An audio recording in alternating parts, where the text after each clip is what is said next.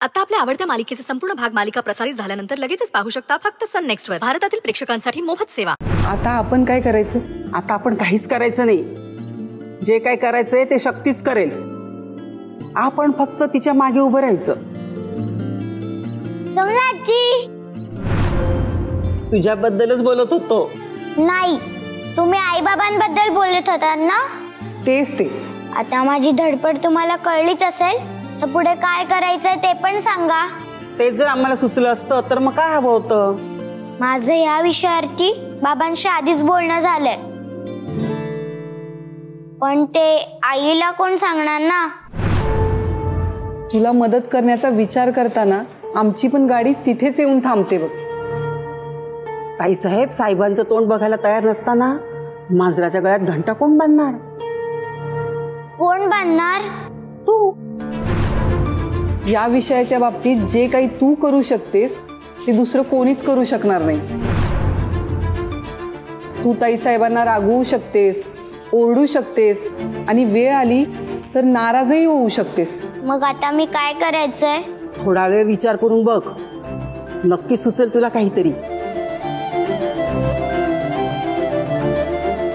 Idea! रूपा मावशी, तूच आता म्हणालीस ना, मी आईवर रागवू शकते, नाराजही होऊ शकते.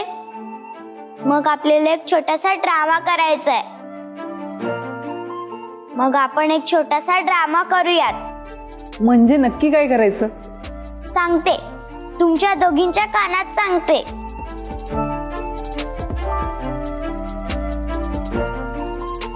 इकडे या.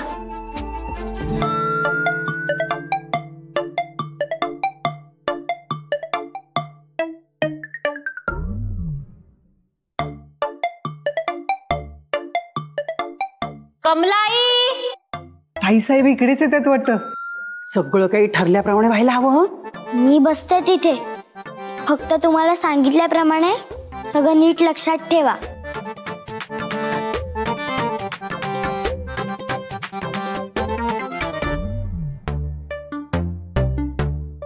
मी काय म्हणते?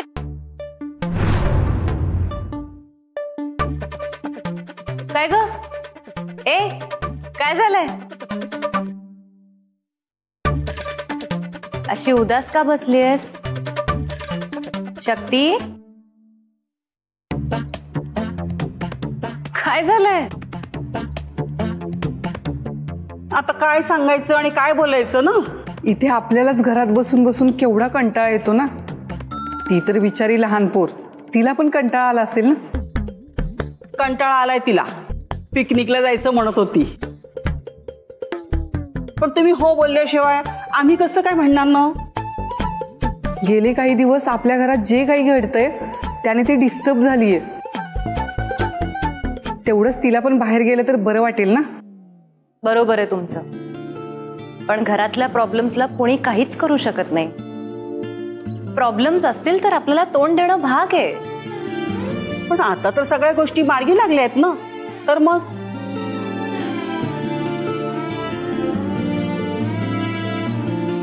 ठीक आहे, आपण सगळेजणी आपल्या फार्म हाऊस वर जातोय. रूपा, चल पटकन तयारी करायला घे, पॅकिंग कर, नाहीतर ऐनवेळी धावपळ होते तुझी.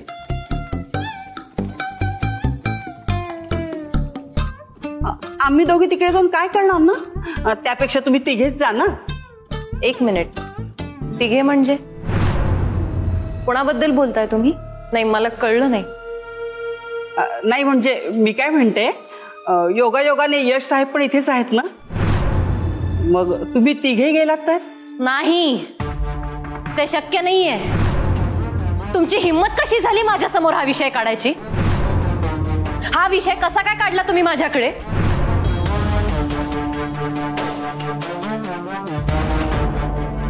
माफ करा ताईसाहेब, लहान तोंडी मोठा घास घेतीये. आज जे काय मी बोलतीये ते आईच्या नात्यानेच बोलतीये. जो काही वाद आहे तो तुमच्यात आणि यश साहेबांमध्ये आहे. त्याची शिक्षा तुम्ही ह्या लहान मुलीला का देताय? तिने तुमचं काय बिघडवलंय सांगा ना. तुमच्यातील अशा वादामुळे तिच्या मनावर काय परिणाम होईल याचा कधी तुम्ही विचार तरी केलाय का? आईबाबांच्या सततच्या भांडणामुळे मुलांचा आत्मविश्वास कमी होत जातो आणि मग एक दिवस आई वडिलांऐवजी जो कोणी माया लावतो तोच मग त्यांना आपलासा वाटायला लागतो. शक्तीच्या आधीच्या आई वडिलांबद्दल तुम्हाला माहितीच आहे. शक्तीला शोधत जेव्हा ते दोघं इथे आले होते तेव्हा काय घडलं हेही तुम्हाला माहिती आहे.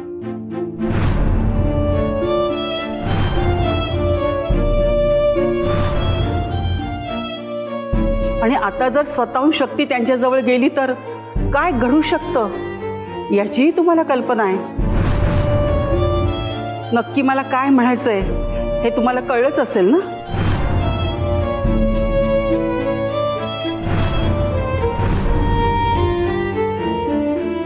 ठीक आहे, यश साहेबांना सांगा तयारी करायला. पण मी सगळ्यांना बजावून सांगतेय, मी हा निर्णय फक्त आणि फक्त माझ्या मुलीसाठी घेतलाय. तिथे फार्म हाऊसवर पण माझी मुलगी माझ्यासाठी महत्वाची असणार आहे. बाकी कुणाशीही काहीही घेणं देणं नाहीये. येतंय ना लक्षात मला काय म्हणायचंय ते? गुड. थँक्यू कमलाजी.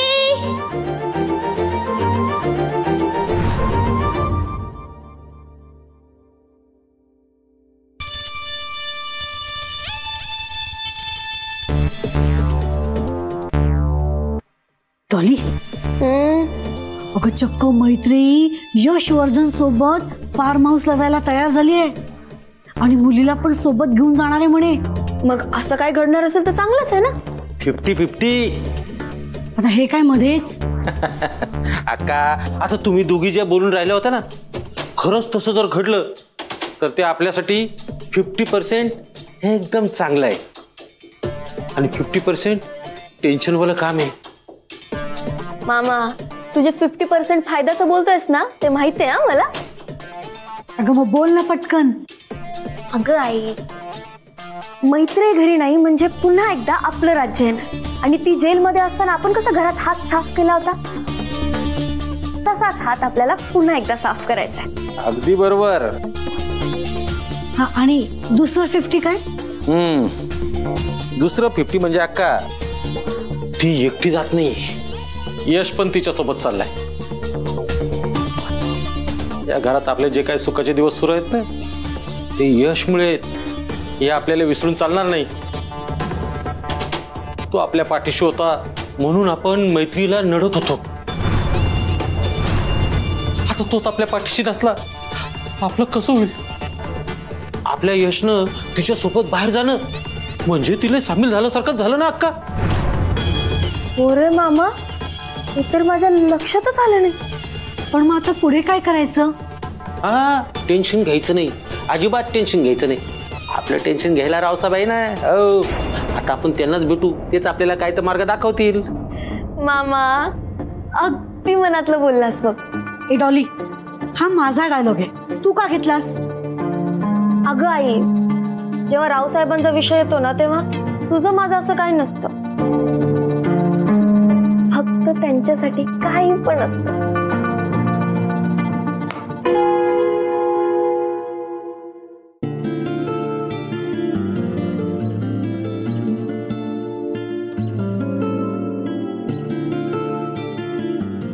अजून काही काम आहे? नाही मॅम, तुमच्या साईनमुळे ज्या गोष्टी थांबल्या होत्या ना त्या उद्यापासूनच मार्गी लागतील आणि त्या सगळ्यांचा फॉलोअप घेत मी तुम्हाला रिपोर्ट देत राहीन. नक्कीच.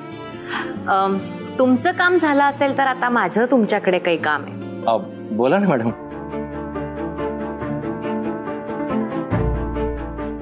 तुमच्यासाठी. यात काय आहे मॅम?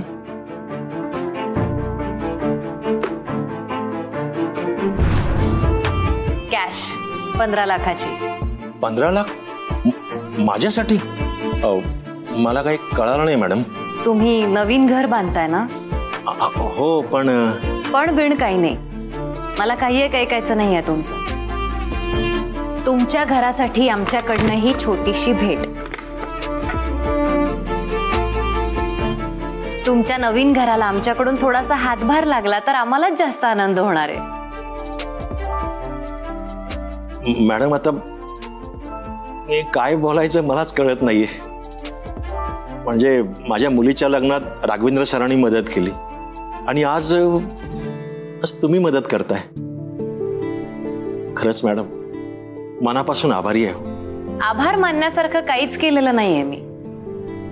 ही कंपनी तुमच्यासारख्या काम करणाऱ्यांच्या जीवावरच उभी आहे. तुमचे हक्काचे पैसे तसं समजा आणि अजून लागले तर जरूर सांगा. नाही मॅडम हे खूप आहेत. आणि गृहप्रवेश कधी आहे मला नक्की कळवा, मला आवडेल यायला. नाही त्यावेळी तुम्हाला यायचंच आहे. मी निघू मॅडम? आणखी एक, काही दिवस सुट्टीवर चालले मी, आपल्या फार्म हाऊस वरच असेल. तुम्ही आपल्या कंपनीची अजिबात काळजी करू नका, मी आहे ना. तुम्ही सुट्टी मजेत एन्जॉय करा. Thank you Shivkumar sir. Thank you ma'am. Bye. Bye.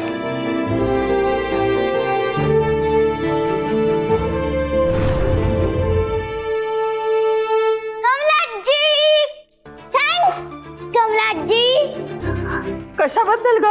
आईला फार्म हाऊस साठी तयार करण्याबद्दल. तसं तर मग आपण तिघींनी एकमेकींना थँक्स म्हणायला पाहिजे. अगदी बरोबर बोललीस बघ. आईने फार्म हाऊस साठी तयार व्हावं असं मला मनापासून वाटत होतं, पण ती तयार होईल असं मला अजिबात वाटलं नव्हतं. तरीही तू विषय काढून सुरुवात केलीस हे महत्वाचं. आणि अशा विषयाचा शेवट कसा करायचा हे आपल्या मावशीला चांगलं ठाऊक आहे. पण तुम्हाला काय वाटतं, आई आणि बाबा एकत्र येतील ना?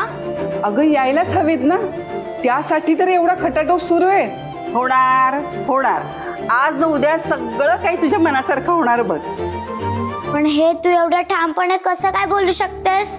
तुझा माझ्यावर विश्वास आहे ना? हो हो आहे ना. तसाच माझाही आई आदिशक्तीवरती विश्वास आहे. जो कोणी तिला साथ घालेल ना त्यांना ती कधीच नाराज करणार नाही. आणि मला खात्री आहे आई आदिशक्ती मला कधीच नाराज करणार नाही.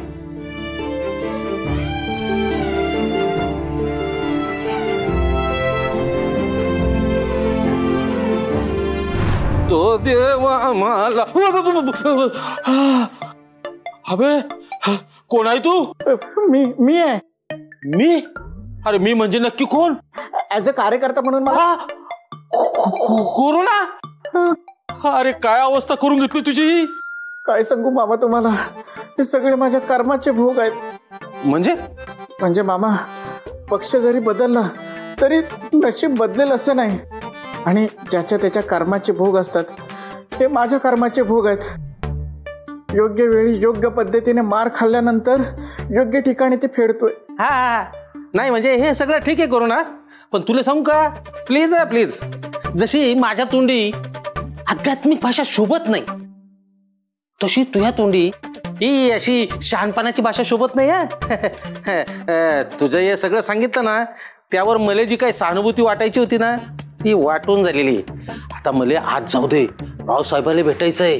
काय नाही, आतमध्ये जाऊ शकत नाही. ऍज अ कार्यकर्ता म्हणून तुम्ही डायरेक्ट आतमध्ये गेलात ना तर किंग बॉस माझं काय करतील सांगता येत नाहीत. मी सांगतो त्यांना, जरा मागे होत आहे.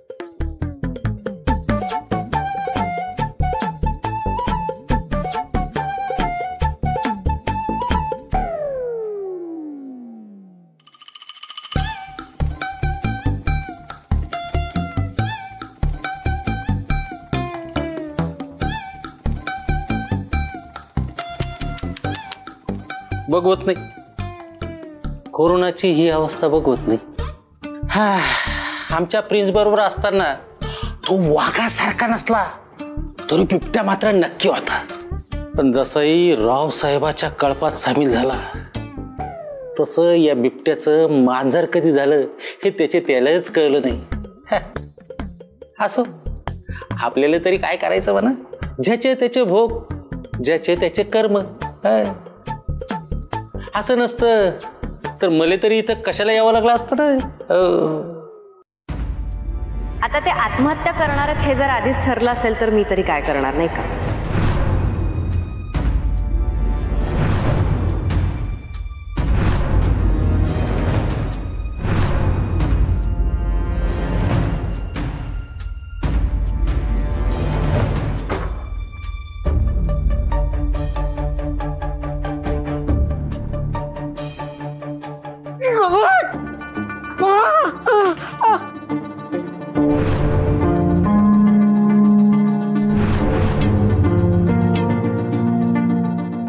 किंग बॉस, मामा तुम्हाला भेटायला आलेत, तेच सांगायला आलं होतं.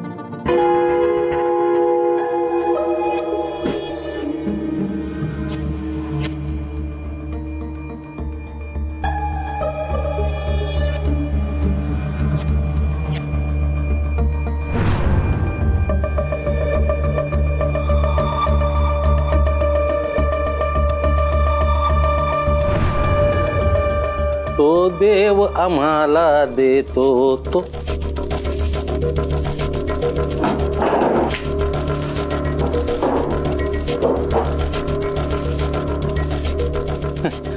नाही म्हणजे साहेब, तुमची नाराजी पाहून मला आठवलं, खरं तर आपल्यामध्ये जो काय मॅटर झाला होता त्याच्यानुसार मी तुमच्यावर नाराज असायला हवं, पण इथं तर सगळं उलटच घडून राहिलं ना.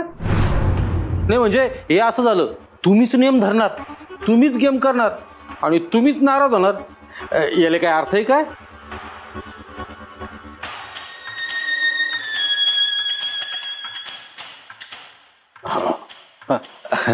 नमस्कार नमस्कार रावसाहेब. कामाचं बोला. हा म्हणजे तेच बोलायचं आहे, पण तुमचा राग बघून मला भीती वाटू राहिली ना. आधीच तुम्हाला टेन्शन, त्यात मी अजून काय मेन्शन करायचं म्हणजे. कोरोना. Yes king boss. मामा, जे काय बोलायचं आहे ते लवकर बोलून मोकळे व्हा. नाही म्हणजे साहेब, आता काय बोलायचं आणि काय सांगायचं ना. अहो तुम्ही तर मैत्रीच्या घरात शोकसभा भरवणार होता ना, पण तिथं तर मोठा जल्लोष सुरू आहे. अहो यश पण घरी आलाय. हे म्हणजे असं झालं, हा ते दसऱ्याबरोबर दिवाळी फ्री, हो असंच झालं ना साहेब. हे जर असं सुरू राहिलं ना तर पुन्हा एकदा ते कुटुंब गुन्ह्या गोविंदाने आनंदाने एकत्रित नांदू लागले असं ऐकायले आपल्याला फार वेळ लागणार नाही. डोक्यात जातीये ही मैत्री, आता जास्तीच डोक्यात जातीये. हो ना साहेब, तिच्याबद्दल अनेक लोकांच्या अशाच भावना आहेत, पण ही मैत्री आता एकदम पॉवरफुल झाल्यामुळं की आपण फक्त तिच्या विरुद्ध बोलू शकतो, पण काही करायचं म्हटलं ना काहीच करू शकत नाही. असं अजिबात नाहीये. आमच्या मनात आलं ना तर आत्ता तिच्या घरी माणसं पाठवू शकतो आणि घरादारासकट सगळ्यांना जाळून टाकू शकतो. मग जीव जाण्याआधी तिला पण कळेल रावसाहेब काय चीज आहे ते. साहेब